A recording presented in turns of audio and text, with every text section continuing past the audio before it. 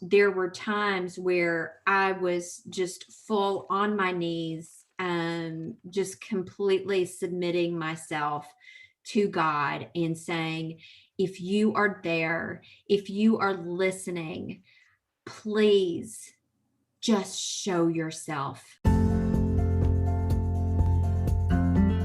On the Choose to Think podcast, I will encourage and empower you to engage and optimize your best thought life in practical, meaningful ways so that you can live day by day in joy, peace, and God's purpose despite all externals.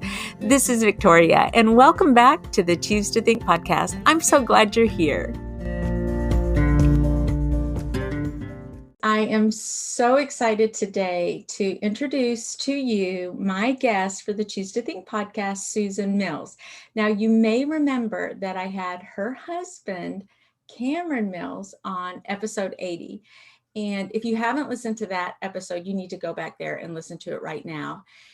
And at the very end, you'll get a good sense of just how much Cameron loves this lady right here. Did you listen to that tribute, Susan? Did you hear what he said? He's such a sweetheart.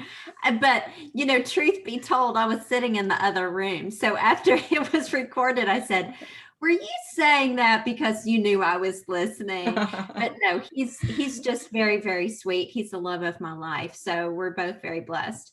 That's awesome. I love that interview. It was so much fun. He's such a storyteller and he is engaging. And it was just amazing to hear all the behind the scenes of what it's like to be a UK basketball player and his claim to fame and just so many interesting things that we chatted about. So thank you for coming on today. I really appreciate that. And I know my listeners are in for a big treat, and anyone even watching on our little podcast group right now in that community, you're in for a treat because we're going to chat about autism. And maybe you don't know much about autism. Maybe you have family members who are autistic. Susan is going to unpack that for us. And why don't you just start, Susan, from the very beginning? You have My Autism Tribe, and that's kind of you're on a mission there and you're pursuing something there. So tell us about how you founded that particular organization and what that mission is. Okay. Well, first off, I'm so happy to be here. I thought you were a great interviewer with Cameron. So, and he had fun doing that. And it's always a pleasure just being able to share our story and encourage others that may be on that same path. And then also just to educate people that may not be on the path, but are one degree away from that path. So I founded My Autism Tribe. It was about 2 years ago. So the reason, kind of in a nutshell, that I founded it was my son was diagnosed with autism at the age of 2.5. And he was nonverbal pretty much until he was about the age of 4. And even then was very broken. So I made a promise to him when he made his diagnosis, when he had his diagnosis, that I would be his voice until his voice was strong enough. So My Autism Tribe is one voice made stronger. And I was trying to elevate my voice to be an advocate for my son, and through all different types of platforms. And I always say that this isn't a story of autism, but this is a story of a family, a mom who will do absolutely anything that she can do to make sure that her son has the very best life and reaches his best potential. And so it's been a journey for sure. I'll kind of go back a little bit at any time. Feel free, because I get so amped up when I'm talking about my son and just how awesome he is. And I know all of our children are awesome, right?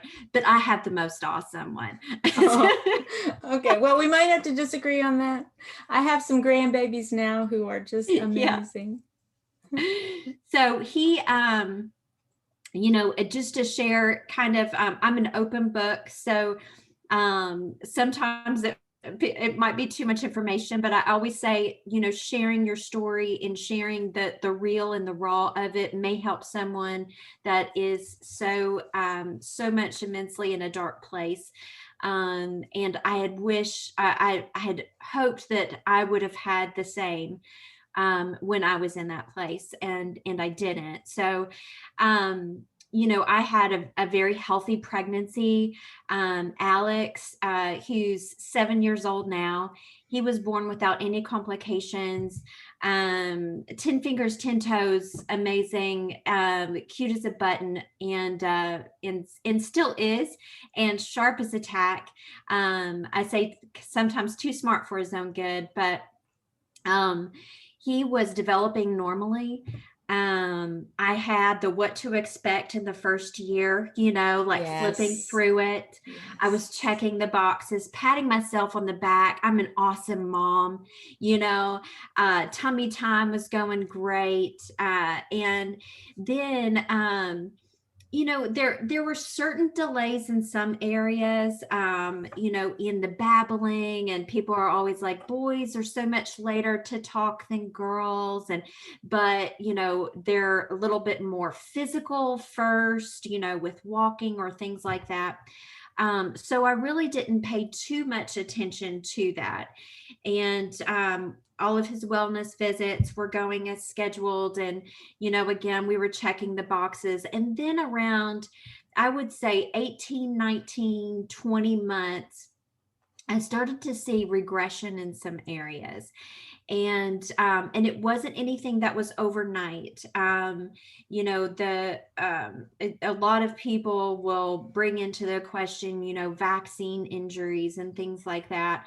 I don't believe that he is or he was, but there was just regression as far as like taking things out of his diet, that he went from eating just about anything to having a very, very restricted diet to maybe only 2 or 3 foods. And one of those was Pediasure, which has a ton of sugar, but it has a ton of calories. And it was just to keep the calories in his body so he wouldn't lose weight. He started losing eye contact. He would sit on the floor and could for hours and just rearrange his toys and line them up by size. And and it was hard to pull him out of that. It's like he was turning into his own world.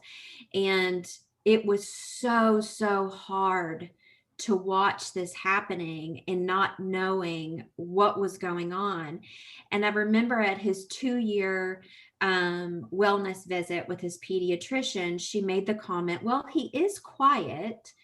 So maybe we can start him in the early steps of speech therapy. And I said, okay, well, let's do it. They give you the piece of paper. Is your child pointing to things? Is your child bringing you into their world? And he wasn't. There was about half of the boxes that he was no longer doing or hadn't started doing. And so I remember very clearly in that meeting with her, asking her about autism, because I had already started Googling. We go down these Google rabbit holes, Yes. for good or for bad.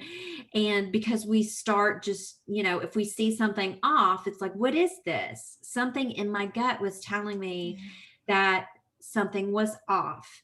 And so she said, he's 2, and we really don't like to give any kind of diagnosis that young. And so, just keep your eye on it. Let's get him started with the speech therapy, maybe occupational therapy, and we'll see how that goes.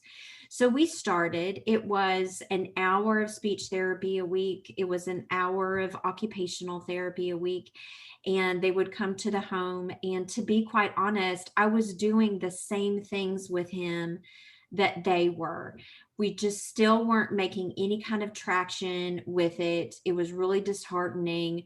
And so at about, I don't know, it was about a few months into that, I told my husband at the time, not Cameron, but I'm divorced. I told him, I said, listen, I said, I really want to get him evaluated for autism. And he was said, no, no, no, he's not on the autism spectrum. There's nothing wrong with him. He's just developing a little bit later than, his peers. And it was just I said, no, we this is something we have to do. So I started calling around, and we were living in Illinois at the time. So I started calling around, and everyone had really long waiting lists for evaluations. And I remember just calling the insurance company and just saying, hey, where can we get in? And it got to the point where I would spend 2 or 3 hours a day on the phone with someone trying just to get an eval. And I finally got to such a point of desperation that I was on the phone with this one lady one day. I had taken a break. I was taking breaks from work. Wow. I would go on my lunch break. I would go to my car. I would go to a bathroom break, and I would be on the phone just calling. And I got on the phone with this lady, and I was in tears. I said, there's something wrong with my son. And I need someone to help him. And she said, let me call around and let me see what I can do. Is this the best number to call you? I said, I know you're going to call me back. That's what everyone's been telling me. But no one calls me back. And that's when I broke into tears. And she said, ma'am, she said, I promise you, I will call you back. And by the end of that day, she had. Wow. She called me back and she said, I have an opening in Chicago this coming Thursday or something. Yes. Can you be there? And I said, yes, I will absolutely be there. Just tell me where, just tell me when, I will go. And so we packed our bags. I took the day off. We went to Chicago. We sat in a room for about 4 or 5 hours with a rotating door of doctors and physicians and therapists. And by the end of that session, the pediatrician that was there said, your son has autism. And even though in my heart of hearts that I knew that that's what it was, it still felt like getting hit by a Mack truck. It just was overwhelming. And but my first question was well, where on the spectrum is he? Is he Right. severe? Is he high functioning? And they're like, he's 2.5. So he's so young. But with intensive therapy, we have seen great progress. But we don't know what his potential is at this point in time. I do have a question. What is the spectrum? Is that just a kind of a measurement that does it start one side autism and then the other side is still autism and it's just Yeah. variations in that? Yeah, that's a Okay. great question. And a lot of people will say, is he severe? Is he high functioning? And they think the spectrum is that. And to some degree it is. There are higher levels of function, on this spectrum. It used to be that there was what people call Asperger's. There was autism or pervasive developmental, not otherwise specified, where everyone was trying to figure out, like, is this autism? There's the DSM that has like the diagnostic criteria for autism. And really what they did was it's autism spectrum disorder, and it is a spectrum because no matter where you are on the spectrum, there are Alex still has some, I call them eating defenses. Like, he still has like sensory processing disorder. So some things, like as far as auditory, loud sounds and strong smells and stuff, that he doesn't really like. But someone that isn't quote unquote higher functioning may not have any of that.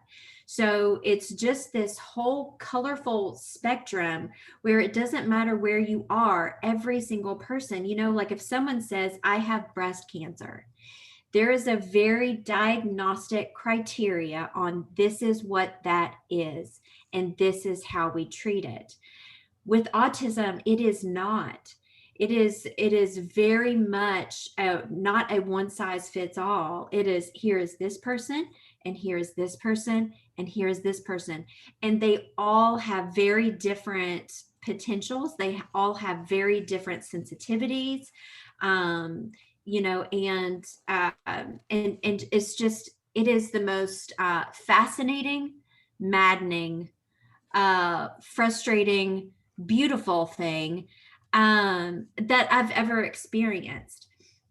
So it's my son has some severe weaknesses, and he also has incredible absolute strengths, and that's ever evolving. So it's crazy. He's been through a ton of therapy, and in that room, the doctor said, one thing that we recommend is ABA therapy, and that stands for Applied Behavioral Analysis. It's behavior therapy, and it's essentially rewiring the brain, breaking down simple concepts into bite-sized pieces that make it easier for our brains to digest. And so it's not something as like, for someone that you would say, okay, this is how you brush your teeth. You get your toothbrush, you put the toothpaste on it, and then you brush. Well, for Alex, something like that would be pick up the toothbrush. Have you ever done that exercise where you try to walk someone else through on how to make a peanut butter and jelly sandwich? Yes. And it's like that it doesn't happen. It's just like, get the bread. Okay, get the bread. Put it to get it just doesn't. That's how his brain works sometimes. He likes the intricacy of things. He has to have that. So it is pick up the toothbrush, hold it in your hand, pick up the toothpaste, hold it, open up the cap. It is breaking all of that down through repetition, time and time and time again. There are other things where he picks up the first time. That's it. So none of this makes sense. But so I said, so ABA therapy, that's what you recommend? And he said, yes. He said, so go back to Peoria, Illinois, that's where we were living, and look for ABA therapists. So we went back. I started on the phone again, trying to call ABA therapists. Everyone said we have extensive waiting lists. We don't know. It could be 2 years before we start your son in therapy, and that's incredibly scary. So again, I started, basically just being the squeaky wheel, and calling and calling and calling and calling. And once again,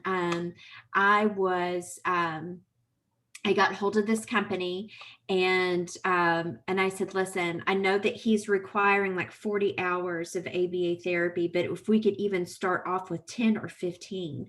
And so they said, so there was a small waiting list. They ended up putting us on the waiting list. They ended up getting about 15 hours of therapy on it. So he started therapy. The insurance then told me, we're not paying for it. So it is considered educational and not medical. And so, so eventually at one point in time, the level of therapy that he was having, we were paying about $3,000 a week out of pocket.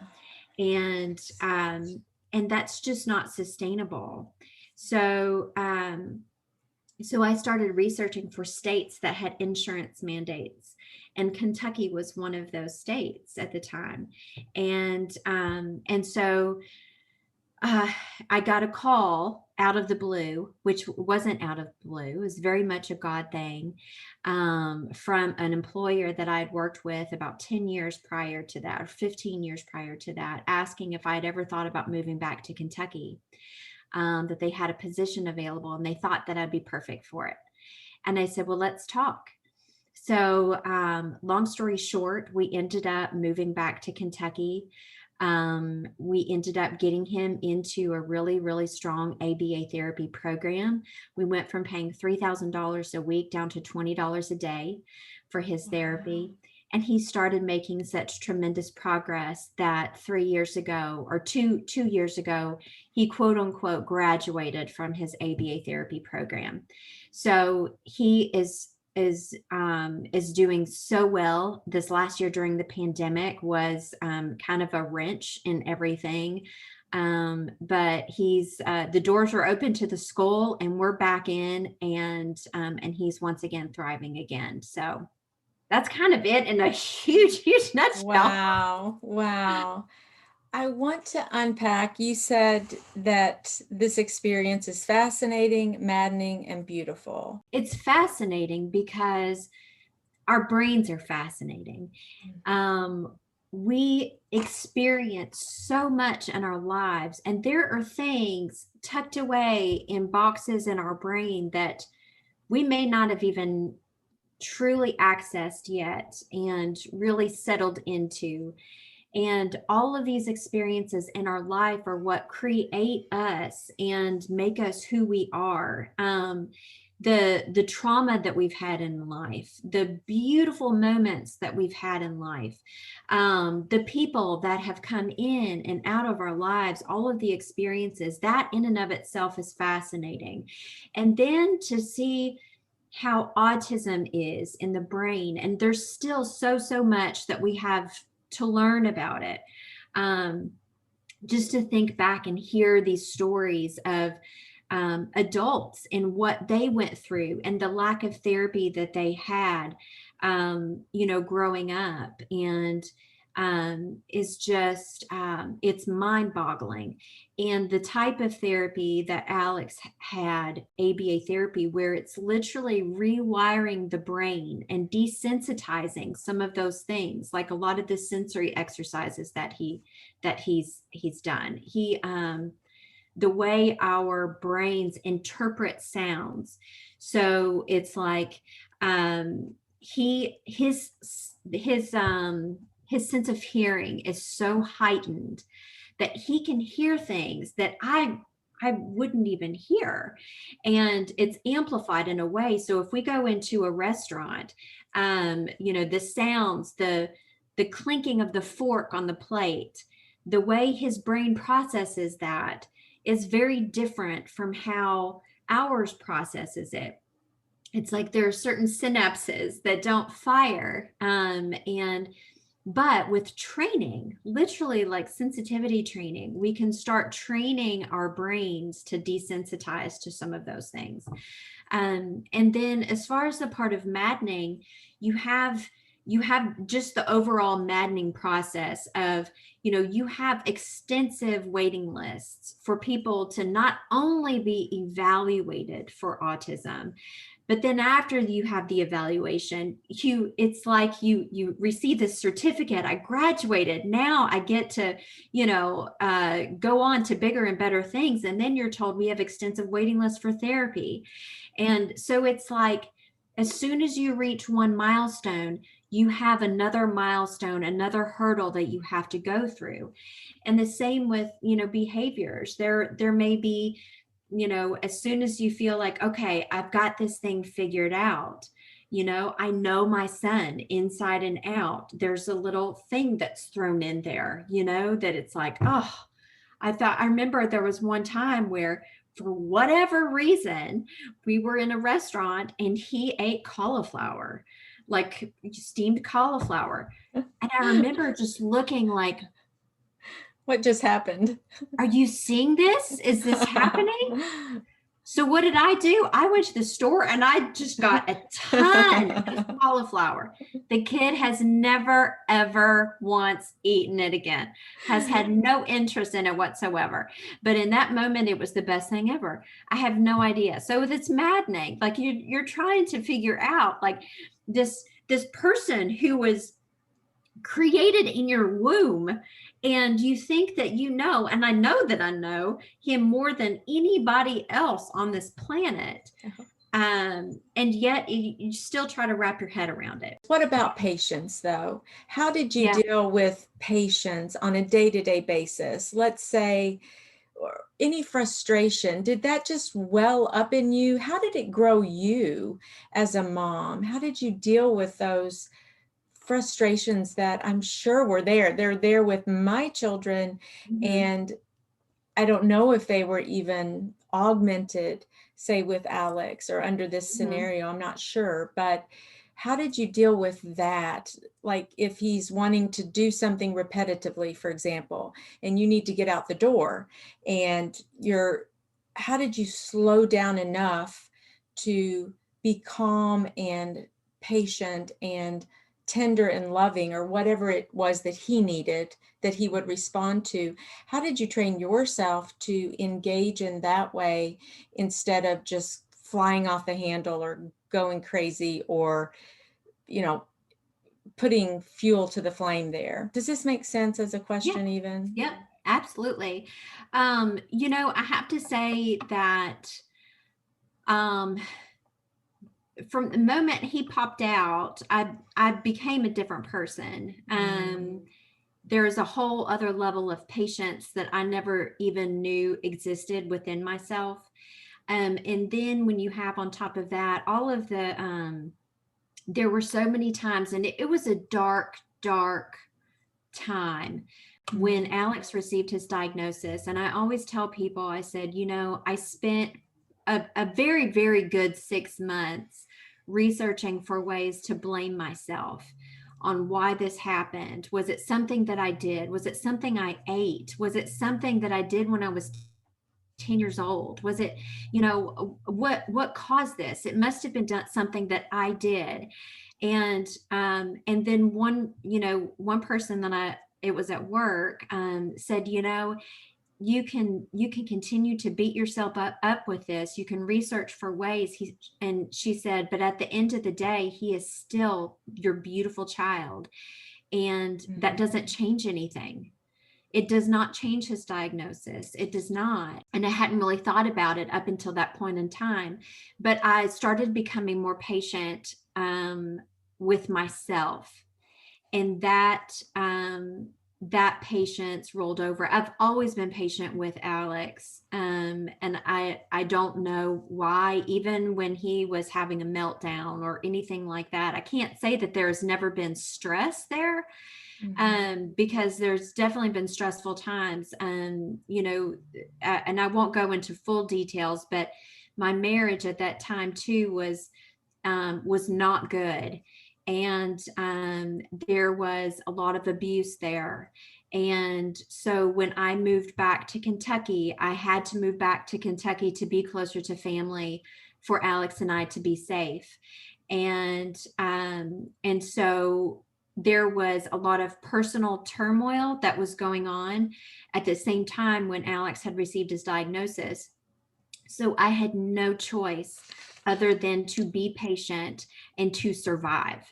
There was no other choice. It's either it's me and you, kid, or we're just not going to make it. And so I think we sometimes don't realize until we are in that survival state of mode, like do we really know what our strength is? And there were times where I was just full on my knees, just completely submitting myself to God and saying, if you are there, if you are listening, please just show yourself. Smack me in the face with it. I want to see the door open, sun shining, angels singing. I need to know you're there. And he is powerful, and he moved in ways that I never expected. And and still continues to do so today. Sometimes I still ask me to smack me in the head with what he's blessing me with, but that's just a part of my flesh, I guess. It's just, yeah, it's all of that taught me to have the utmost patience in not only myself, but in God, because it is his timing and he knows what's best. Yeah, it's interesting to me that though you may have blamed yourself, you never blamed God. Is that fair to say? You That's never fair. you Yeah. never shook a fist at him or said, "How could you? Why is this going on in my family? Why is this happening to me?" You were never kind of pointed to yourself in that way. I did have some pity parties where, I would just say, why is this happening to me? Why is this happening to my son? Why us? Um, but I never was angry with God. I had a lot of questions. I wanted answers. I wanted him to send me a document as to why this was happening. Yeah, And, like 10 bullet for me to points, sign please, off on. Lord. Yeah, that's right. Give me the 10 bullet points and then, okay, maybe I'll I need a understand. spreadsheet, God. I need a spreadsheet. That's right. Oh my goodness. Thank you for sharing that. That was very vulnerable what you shared, even to say we've all been there, whether we've had a child or gone through this experience. I think it's safe to say that we've all been to the point where we've called out, "Where are you, God?" Mhm. And I know I have. And it's so sweet and tender that He met you there in your low Mhm. moments. He was there. He doesn't change, He doesn't go anywhere. And He met you there and continues to do that. The last question that I asked, based on what you said, this has been fascinating, maddening, and beautiful. And that Mhm. might be a really nice way to even end out our chat. How Sure. has this been beautiful? Well, I can only specifically say this for my son. I don't want to say autism is beautiful because there's a lot of like just pain. And my podcast, I've heard so many just utter painful stories of parents that are in the trenches every day. So I never want to make that mistake of saying that autism is 100% beautiful, because there's not, in all ways. However, um, there are times where I see the beauty of my son's thinking process and just how gifted he is in thinking in ways that I wouldn't I wouldn't think like it. And he just, and I don't know if this has become, because I always, like, even before when we go to bed at night, I have what we call positive speak. And that is where we talk about what were your two favorite things that happened today. And at one point in time, it was what was your favorite. And then now it's two favorites. And then how he was awesome that day, something that he overcame, or something that he was just awesome. It could have been that we had a lazy day and we didn't do anything, but because he said please and thank you. It could be just very, very simple, but that is positive speak. I want those positive words to be the last thing that he hears before he goes to sleep. I think that's very important for him. I think it's very important for us to do that to ourselves, with ourselves, Yes. before we, when we lay down, when we say our prayers. It was, you know what, you were good enough today, and this is why. So with the way his brain, works in a beautiful way. I don't know if people have read the book or seen the movie Beautiful Mind, but the way he can dissect things, is beautiful. The way he can see beauty in things that I wouldn't necessarily see. He can walk into a room and he can see details that I think a lot of us would pass over. He can hear things in a way that some of us may not hear. And there's such beauty in that. I think that he is, people say, well, I don't think people with autism are in tune, and I think that that is the exact opposite. I think they are so in tuned and feel so deeply. I have Mhm. seen him stand back in the look on his face where his heart is hurting for something. I have seen him be encouraging, to a little child on the playground. Great job. Glad you did that. Just he he's like the biggest cheerleader for people. He told me the other day, he said, "I'm so proud of you." And Oh, he just has the biggest heart and the most beautiful mind, and I just can't wait to see like what awesome things he's going to do. in his bright future. Thank you for sharing that. That is so sweet. And Susan, if there's any message or something you might say to encourage another mom in with any area, any perhaps any child issue, whatever it might be, what would you say to them, to that mom or that dad who is thinking, wow, this is just a little bit too much for me, or just any encouragement or final words there for those people? Yeah, I would just say if you are on the path of autism and trying to figure everything out, never hesitate to voice a weakness that you're having. Ask for help.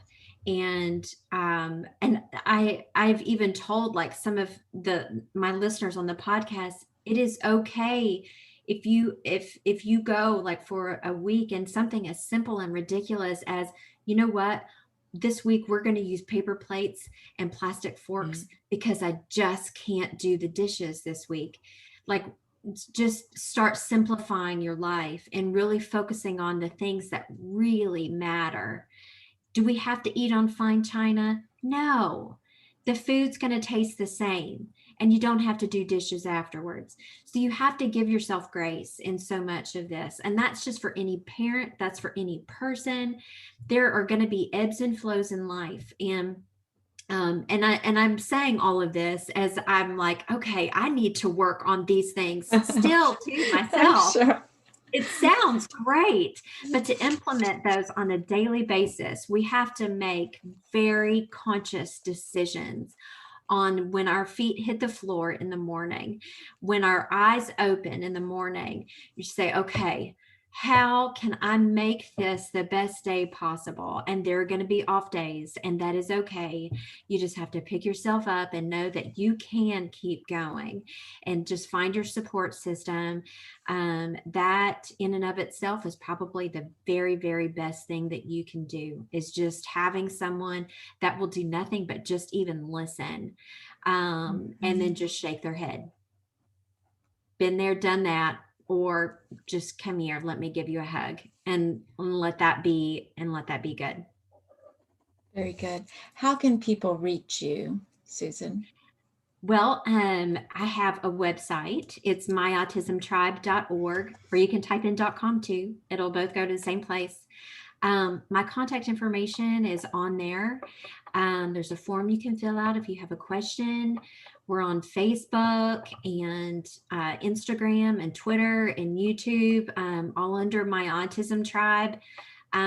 Susan Mills on, like, personally, like if you have a personal question that you just want to reach out, and if you just want to say, hey, I enjoyed listening to the podcast or whatever. I always love it. I had a lady that just gave me a call from right outside Chicago the other day. I picked up the phone. She said, hey. And I said, hi. She said, this is Shonda. Uh, my daughter's autistic and my husband's driving me crazy. And I said, so we ended up talking for like 10-15 minutes. She just wanted Wow. to give me a call. So I love meeting people. I love sharing stories, and just helping, lifting each other up. Well, that is so apparent. And now you can officially tell Cameron that I have a new favorite podcast guest, and that would be you. And your words are powerful. Your words are true. Your words have brought life to me, and I'm sure to other folks watching and those who will be listening when this actual podcast airs.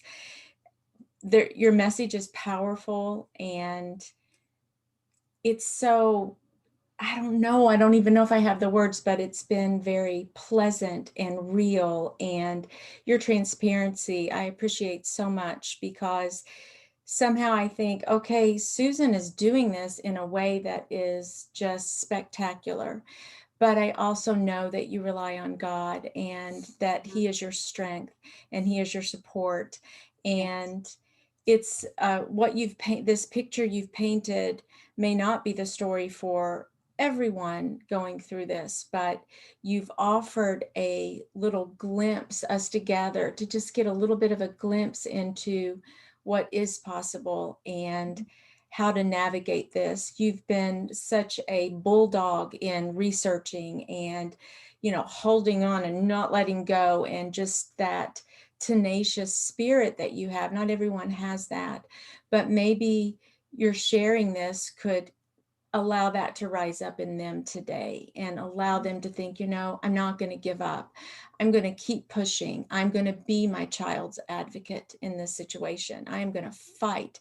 His fight is my fight. Mm-hmm. And my voice will be his voice. I think that's the way you say it. My Yeah. fight is your fight. My voice is your voice. So what a beautiful way to kind of bookmark all of this, the great love of a mom for her child, and the amazing love of the God we serve for us, his kids, his children. So thank you so much for showing up and sharing, and just your beautiful spirit here and testimony. We really appreciate it. Thank you so much. Thank you so much for having me. This has been great. Yeah, it's so I look much forward fun. to maybe, I don't know, Cameron and I can come in and do a comedy routine on your podcast sometime. Yes, we need that. We need to talk marriage, because Yes. although I think you all may still kind of be in the honeymoon stage, I'm not sure, but he's so Hopefully funny. We can say that 50 years from now too. I hope so. That would be awesome. But I'm going to put that down. We need to do that maybe around Valentine's Day. We'll air something. We'll just think of something really creative to title it, and we'll just watch you. I'll just sit back and just let you all just do it. So it sounds so fun. But thank you again. Thank you so much. And that's a wrap, Brain Changer. Thank you so much for tuning in. And say, if you like what you hear, please consider sharing this link to the show with a friend or a family member who you think might be encouraged by the inspiring and hope-filled messages that I try to put out every single week. So thank you so much for your support. And until next time, Dios primero y que Dios te bendiga. Ciao.